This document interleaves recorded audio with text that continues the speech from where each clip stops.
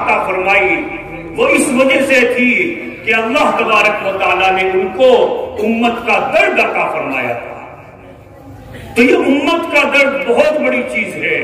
نبی کریم صلی اللہ علیہ وسلم نے ارشاد فرمایا خیر الناس من ينفع الناس، یعنی نبی کریم صلی اللہ علیہ وسلم نے انسانیت کا مقام معیار بتایا کہ اگر آپ دیکھنا چاہتے ہیں کہ کون انسان بہتر ہے، کون مسلمان بہتر ہے، تو آپ پتہ لگائیے کہ وہ دوسرے مسلمانوں کے لیے، دوسرے بھائیوں کے لیے، دوسرے مومنین کے لیے یا دوسرے غیر مسلمین کے لیے کتنا مفید ہے.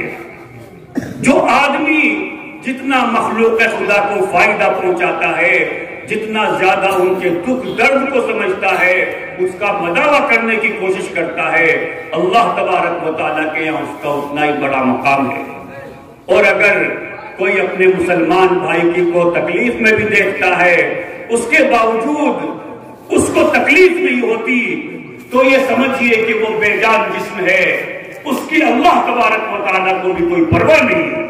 اس لیے کہ نبی کریم صلی اللہ علیہ وسلم نے دوسری حدیث میں ارشاد فرمایا کہ مسلمانوں کی مثال ایک جسم کی مثال ہے. اگر جسم کے کسی عضو کو تکلیف پہنچتی ہے تو پورا جسم تکلیف کو محسوس کرتا ہے. اسی طریقے سے اگر پوری دنیا کے اندر کسی بھی مسلمان بھائی کو تکلیف پہنچتی ہے تو سارے مسلمانوں کو اگر اس کا کچھ نہیں کر سکتے، کم سے کم اس کے درد کو محسوس کرنا چاہیے. اسی لیے نبی کریم صلی اللہ علیہ وسلم نے ارشاد فرمایا واللہ فی عون العبد ما کان العبد فی عون اخیہ، کہ اللہ تبارک و تعالیٰ کی مدد بندے کے ساتھ ہوتی ہے جب تک وہ اپنے مسلمان بھائی کی مدد کرتا ہے. اب آپ خود بتائیے کہ ہمیں اللہ تبارک و تعالیٰ کی مدد کی ضرورت ہے کہ نہیں؟ واقعتاً اللہ تبارک و تعالیٰ کی مدد کے ہم زندگی کے ہر لمحے، ہر منٹ، ہر سیکنڈ میں محتاج ہیں. خدا کی قسم جس وقت بھی، جس لمحے بھی اللہ کی مدد اٹھ جاتی ہے، حادثہ اسی وقت ہو جاتا ہے. تو ہمیں اللہ تبارک و تعالیٰ کی مدد کی ہر وقت ضرورت ہے. اور واقعتاً جو بھی اللہ تبارک و تعالیٰ کسی سے دین کا کام لیتا ہے یا دنیاوی کام لیتا ہے یا اس کے اندر جو صفات طیبہ عطا فرماتا ہے، وہ اسی لیے فرماتا ہے تاکہ وہ کام کا انسان بنے، اپنے مسلمان بھائیوں کے دینی بھائیوں کے کام آئے. تو میرے محترم بھائیوں، اگر ہم لوگ چاہتے ہیں کہ اللہ کی مدد ہمارے ساتھ رہے تو آسان سا نسخہ ہے کہ اپنے مسلمان بھائی کی مدد کریں جو بھی ہم سے ہو سکتی ہے. اگر ہم سے کچھ بھی نہیں ہو سکتا، کم سے کم اس کے لیے دعا کریں، اور کم سے کم آخری درجہ یہ ہے کہ اپنے کسی مسلمان بھائی کو تکلیف نہ دیں. حضرت جی دامت برکاتہم نے لکھا ہے کہ 1970 کے اندر ایک سائنٹسٹ نے جو ہے ایک مقالہ لکھا روبوٹ کے بارے میں. آج سے تقریباً 50 سال پہلے، اس وقت روبوٹ کا نام لوگوں نے سنا تھا، جانتے نہیں تھے روبوٹ صحیح سے کیا ہوتا ہے. تو سائنسدان نے لکھا آنے والے حالات کے تناظر میں کہ آنے والا وقت ایسا ہوگا کہ ہمارا روبوٹ اتنا ترقی کرے گا کہ وہ انسان سے ہر اعتبار سے بہتر ہوگا. کیا مطلب؟ اگر کوئی انسان ایک زبان جانتا ہے، 2 زبانیں جانتا ہے، ہمارا روبوٹ ساری زبانیں جانے گا. ہم انسان کیا ہے، وہ دن میں دیکھ سکتا ہے، اندھیرے میں رات میں نہیں دیکھ سکتا، لیکن روبوٹ جو ہے رات کے اندر بھی دیکھے گا. جتنا 10 انسان کام کرتے ہیں، ایک انسان اتنا کام، ایک روبوٹ اتنا کام کرے گا. اتفاق سے اس نے لکھا سائنسدان نے کہ پھر ایسا ہوا کہ اس سائنسدان نے خواب دیکھا اور اس نے دیکھا کہ قیامت کا منظر ہے اور وہ اللہ تبارک و تعالیٰ کے سامنے پیش ہے. اللہ تبارک و تعالیٰ اس سے پوچھتے ہیں کہ میرے بندے تو نے دنیا میں کیا کیا؟ تو وہ کہتا ہے کہ اللہ خدا، میں نے ایک روبوٹ بنایا جو ہر اعتبار سے تیرے انسان سے، تیرے بنائے ہوئے انسان سے بہتر تھا. انسان تو تمہارا بنایا ہوا انسان تو کام کرتے کرتے تھک جاتا ہے، لیکن میرا روبوٹ کام کرتے کرتے نہیں تھکتا. اس کے اندر جتنی ہارڈ ڈسک ہے اس کے اعتبار سے جو ہے اس کی کیپیسٹی ہے انسان سے بھی زیادہ. تو اللہ تبارک و تعالیٰ نے فرمایا کہ اچھا ایسا ہے، فرمایا کہ اچھا اپنا روبوٹ چلا کر کے دکھاؤ. چنانچہ اس نے 7-8 روبوٹ تھے، وہ چلا کر کے دکھائے، وہ چلتے رہے. اتفاق سے ایک روبوٹ کا ایک حصہ ٹوٹ کر کے گر گیا. اب وہ دوسرے روبوٹ تھے، وہ سارے چلتے رہے. تو اللہ تبارک و تعالیٰ نے فرمایا کہ تم نے کیسا روبوٹ بنایا کہ اس کو دوسروں کی پرواہ نہیں ہے. پھر اللہ تبارک و تعالیٰ نے 2 انسانوں کو کھڑا فرمایا. ان میں سے اللہ کی منشا سے ایک کے پیٹ میں درد ہو گیا، تو دوسرے کو جب جو ہے احساس ہوا تو وہ اس کو پوچھنے لگا کہ دوائی لے کر کے آؤ، پانی لاؤ، لیٹ جاؤ، آرام کرو. تو اللہ تبارک و تعالیٰ نے فرمایا کہ دیکھیے یہ بنیادی فرق ہے، یہ درد کا فرق ہے کہ میرا بنایا ہوا انسان دوسروں کے درد کو محسوس کرتا ہے، اور اگر خدا نخواستہ کوئی مسلمان دوسرے انسانوں کے دکھ کو، درد کو محسوس نہیں کرتا تو وہ مٹی ہے. تو میرے محترم بھائیوں، یہ بہت بڑی چیز ہے. اللہ تبارک و تعالیٰ کے یہاں اس کا بہت بڑا مقام ہے. ایک بزرگ نے بہت اچھی بات کہی، مجھے یہ بات پسند آئی. اس نے کہا کہ اگر آپ کے پاس کوئی مسلمان آتا ہے اور اپنی ضرورت لے کر کے آتا ہے اور آپ اس کی ضرورت دور کر سکتے ہیں، مثال کے طور پر وہ پیسہ ادھار مانگنے آیا، آپ کے پاس اتنا پیسہ ہے کہ آپ اس کو ادھار دے سکتے ہیں، لیکن آپ نہیں دیتے، تو آپ حاجی ہو سکتے ہیں، نمازی ہو سکتے ہیں، آپ شیخ الحدیث ہو سکتے ہیں، لیکن آپ اللہ والے نہیں ہو سکتے. اللہ والے جتنے بھی ہیں، آپ جتنے بھی بزرگوں کو دیکھ لیجئے، ان حضرت مولانا الیاس صاحب کو دیکھ لیجئے، سب کے اندر امت کا درد تھا کہ ہماری امت جو ہے دنیا اور آخرت کی ہر فلاح سے جو ہے متصف ہو جائے. میرے محترم بھائیوں، یہ ایک نقطہ ہے، اگر آپ اس کے اوپر عمل کریں گے تو آپ کا تعلق اللہ تبارک و تعالیٰ کے ساتھ مضبوط ہو جائے گا. یہ گارنٹیڈ بات ہے. اللہ تبارک و تعالیٰ کے ساتھ آپ کا تعلق مضبوط ہو جائے گا. اگر آپ عبادات بھی کرنی چاہیے، منع نہیں ہے، لیکن جتنا قریب اللہ تبارک و تعالیٰ کے، جتنا قریب مخلوق خدا کی مدد سے ہوتا ہے، اتنا کسی راستے سے نہیں ہوتا. غالباً شاہ ولی اللہ محدث دہلوی نے لکھا ہے کہ میں نے اللہ تبارک و تعالیٰ تک پہنچنے میں عبادات کا راستہ اختیار کیا تو میں نے دیکھا کہ اس پہ ٹریفک بہت ہے، بہت سارے لوگ ہیں جو اللہ کو پانا چاہتے ہیں عبادت کے ذریعے سے. پھر میں نے مخلوق کی خدمت سے اللہ تبارک و تعالیٰ کو جو ہے اللہ تبارک و تعالیٰ کا قرب چاہا، اللہ کے ساتھ تعلق پیدا کرنا چاہا، تو میں نے دیکھا کہ راستہ بالکل خالی ہے. تو میرے محترم بھائیوں، ہمیں امت کا درد، اپنے مسلمان بھائی کا درد، اپنے مسلمان بھائی کی خیر خواہی کرنی چاہیے. یہ اللہ کے یہاں اس کا بہت بڑا مقام ہے. ایک حدیث میں نبی کریم صلی اللہ علیہ وسلم نے ارشاد فرمایا کہ ایک مسلمان اپنے مسلمان بھائی کے لیے جو خوشی دیتا ہے، ایک مسلمان بھائی کو اللہ کی رضا کے لیے، کسی گناہ کے کام کی وجہ سے نہیں، تو اللہ تبارک و تعالیٰ اس خوشی سے ایک فرشتہ پیدا فرماتا ہے جو اللہ تبارک و تعالیٰ کی حمد و ثنا بیان کرتا ہے.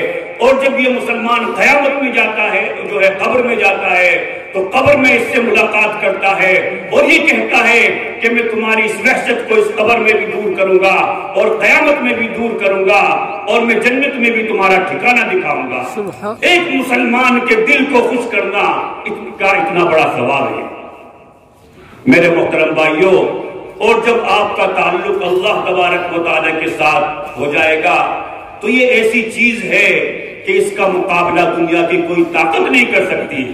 بہت مختصر وقت ہے، 6-7 منٹ میرے باقی ہیں. میں ایک واقعہ عرض کرتا ہوں کہ دنیا کے اندر جس نے بھی اللہ تبارک و تعالیٰ سے ڈر کر کے زندگی گزاری، اللہ کی مان کر کے زندگی گزاری، اللہ تبارک و تعالیٰ نے کبھی ان کو بے یار و مددگار نہیں چھوڑا. اس کی مثال قرآن عظیم الشان میں سے، قرآن کریم کے اندر اللہ تبارک و تعالیٰ نے حضرت ابراہیم علیہ السلام کا واقعہ بیان فرمایا کہ حضرت ابراہیم علیہ السلام اللہ کے حکم سے اپنی بیوی حضرت ہاجرہ اور اپنے بیٹے حضرت اسماعیل علیہ السلام کو مکہ مکرمہ کے اندر بے آب و گیاہ وادی میں تنہا چھوڑ کر کے جانے لگے۔ چنانچہ ان کی بیوی نے پوچھا کہ ہمیں کس کے بھروسے چھوڑ کر کے جا رہے ہیں؟ حضرت ابراہیم خاموش رہے، دوسری مرتبہ پوچھا تو بھی خاموش رہے، اللہ کی طرف سے خاموش رہنے کا حکم تھا۔ تیسری مرتبہ انہوں نے انداز بدل کر کے پوچھا کہ کیا آپ ہمیں اللہ کی بھروسے پر چھوڑ کر کے جا رہے ہیں؟ تو انہوں نے اشارہ کر دیا۔ اس کے بعد حضرت ہاجرہ علیہ السلام نے فرمایا کہ پھر تو ہمیں اللہ تعالیٰ ضائع نہیں کرے گا۔ I wish I had the faith of حضرت ہاجرہ، کاش ہمارے پاس بھی حضرت ہاجرہ علیہ السلام جیسا ایمان ہوتا۔ چنانچہ جو کچھ کھانا پانی تھا وہ 2-4 دن میں ختم ہو گیا۔ اماں بھی پیاسی ہے، بچہ بھی پیاسا ہے، ماں اپنی بھوک اور پیاس کو برداشت کر لیتی ہے، لیکن بچے کی پیاس ماں سے دیکھی نہیں جاتی۔ اسی دوران ماں پانی کی تلاش میں صفا اور مروہ کے درمیان دوڑتی ہے۔ جب بچہ نظر نہیں آتا تو دوڑ کر کے بچے کے پاس آتی ہے، پھر پانی کی تلاش میں جاتی ہے۔ تو چونکہ حضرت ہاجرہ علیہ السلام نے اللہ تبارک و تعالیٰ کے لیے جذبات کی قربانی دی تھی، اور اللہ کو سب سے زیادہ جو قربانی محبوب ہے وہ جان کی جو ہے جذبات کی قربانی ہے۔ چنانچہ شاعر نے کہا تو نے ان کی راہ میں طاعت کی لذت بھی چکھی، تو نے ان کی راہ میں طاعت کی لذت بھی چکھی، ہاں شکست آرزو کا بھی مقام قرب دے، جاں فروشی تن فروشی سر فروشی سب سہی، پی کے خون آرزو پھر کے پہ جام قرب دے۔ چنانچہ جب انہوں نے اللہ تبارک و تعالیٰ کے لیے جذبات کی قربانی دی تو اللہ تبارک و تعالیٰ نے ان کے بیٹے کے پاؤں کے نیچے سے زمزم کو جاری فرما دیا، جو آج scientifically the most purified water ہے، جس سے اچھا جو ہے پانی پوری دنیا میں نہیں، سائنس نے بھی اس کو مان لیا۔ تو میرے محترم بھائیوں، اگر ہم اللہ تبارک و تعالیٰ کے ساتھ اپنے تعلق کو مضبوط کریں گے تو ہمارا کوئی بھی جو ہے ہمارا کچھ نہیں بگاڑ سکے گا۔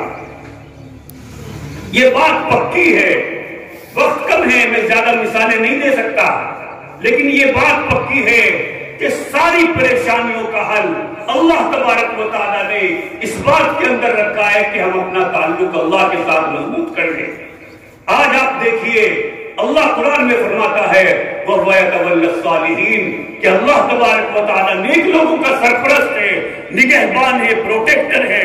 یعنی اگر آپ اللہ کے سامنے سچی پکی توبہ کر لیں گے، اللہ تبارک و تعالیٰ کی مان کر کے زندگی گزاریں گے تو اللہ تبارک و تعالیٰ آپ کے تمام مسائل کو حل کر دے گا، اللہ آپ کو ذلت کے نقشوں میں عزتیں نکال دے گا۔ میرے محترم بھائیوں، آج اگر کسی کا باپ ذمہ داری لے لیتا ہے بیٹے کی تو بیٹا بے فکر ہو جاتا ہے، باپ کا انتقال ہو جاتا ہے، چچا ذمہ داری لے لیتا ہے، جو ہے بچہ بے فکر ہو جاتا ہے۔ میرے محترم بھائیوں، یہاں تو احکم الحاکمین گارنٹی لے رہا ہے وَهُوَ يَتَوَلَّى الصَّالِحِينَ کہ اگر تم نیک بن جاؤ تو میں تمہاری سرپرستی کروں گا۔ لیکن افسوس کی بات ہے کہ ہم اللہ کی سرپرستی میں نہیں آنا چاہتے۔ کسی کو علامہ اقبال نے کہا بتوں سے تجھ کو امیدیں خدا سے نا امیدی، بتوں سے تجھ کو امیدیں خدا سے نا امیدی، مجھے بتا تو صحیح اور کافی کیا ہے۔ میرے بھائیوں، اس لیے ضرورت ہے کہ ہم اللہ تبارک و تعالیٰ کے ساتھ اپنے تعلق کو مضبوط کریں، اور واقعی یہ گارنٹیڈ بات ہے اگر آپ کا تعلق کسی بھی درجے میں اللہ تبارک و تعالیٰ کے ساتھ ہو جائے، اللہ آپ کو کبھی ضائع نہیں کرے گا، اللہ آپ کی اس طریقے سے حفاظت کرے گا جیسا باپ اپنے بچے کی جو ہے حفاظت کرتا ہے۔ آج بھی ہو جو ابراہیم سیما پیدا، آج بھی ہو جو ابراہیم سیما پیدا، آج کر سکتی ہے انداز گلستہ پیدا، فضائے بدر پیدا کر فرشتے تیری نصرت کو اتر سکتے ہیں گردوں سے، قطار اندر قطار اب بھی دعا فرمائیں کہ اللہ تبارک و تعالیٰ مجھے بھی اور آپ لوگوں کو بھی اپنا درد نصیب فرمائے، مسلمانوں کی فکر نصیب فرمائے، مسلمانوں کی خیر و فلاح کے لیے کام کرنے کی توفیق عطا فرمائے۔ اللہ ہمیں بے حس انسان نہ بنائے، اللہ تبارک و تعالیٰ دنیا اور آخرت میں ہماری مدد فرمائے۔ آخر میں حضرت مولانا مفتی نجم الحق صاحب دامت برکاتہم اور ان کے تمام رفقا کا شکر گزار ہوں کہ انہوں نے مجھے یہاں مدعو کیا اور آپ لوگوں سے بات کرنے کا موقع ملا، اور واقعتاً مجھے حضرت مولانا مفتی نجم الحق صاحب پر رشک آتا ہے کہ اتنی ساری ذمہ داریاں، ایک ذمہ داری آدمی بحسن خوبی نبھا لیتا ہے، لیکن اسکول کی ذمہ داری، جمعیت کے پلیٹ فارم سے ذمہ داریاں، رفاہی سرگرمیاں، اس کے علاوہ پروگرامز کی جو ہے سب اللہ تبارک و تعالیٰ کے فضل و کرم سے جو ہے تینوں پلیٹ فارم سے بحسن خوبی انجام دے رہے ہیں۔ یہ میں سمجھتا ہوں کہ یہ ان کی اخلاص کی وجہ سے ہے، اور میری بھی طبیعت خراب تھی، یہاں آنے کا تقریباً ارادہ ملتوی ہو گیا تھا، حضرت مفتی صالح صاحب کی بھی طبیعت خراب تھی، لیکن میں مفتی صاحب کے خلوص سمجھتا ہوں کہ ان کے خلوص کی برکت سے ہمیں یہاں آنے کا موقع ملا۔ اللہ تبارک و تعالیٰ نے جس طریقے سے ہمیں دنیا میں اکٹھے فرمایا، اللہ ہمیں اس طریقے سے جنت میں بھی اکٹھا فرمائے۔ اب میں علامہ اقبال کے ان اشعار پر اپنی بات کو مکمل کرتا ہوں۔ یا رب دل مسلم کو وہ زندہ تمنا دے، یا رب دل مسلم کو وہ زندہ تمنا دے، جو روح کو تڑپا دے، جو قلب کو گرما دے، پھر وادی فاراں کے ہر ذرے کو چمکا دے، پھر وادی فاراں کے ہر ذرے کو چمکا دے، پھر شوق تماشا دے، پھر ذوق تماشا دے۔ احساس عنایت کر آثار مصیبت کا، احساس عنایت کر آثار مصیبت کا، امروز کی شورش میں اندیشہ فردا دے۔ میں بلبل نالا ہوں، ایک اجڑے گلستان کا، تاثیر کا سائل ہوں، محتاج کو داتا دے۔ وآخر دعوانا ان الحمدللہ رب العالمین۔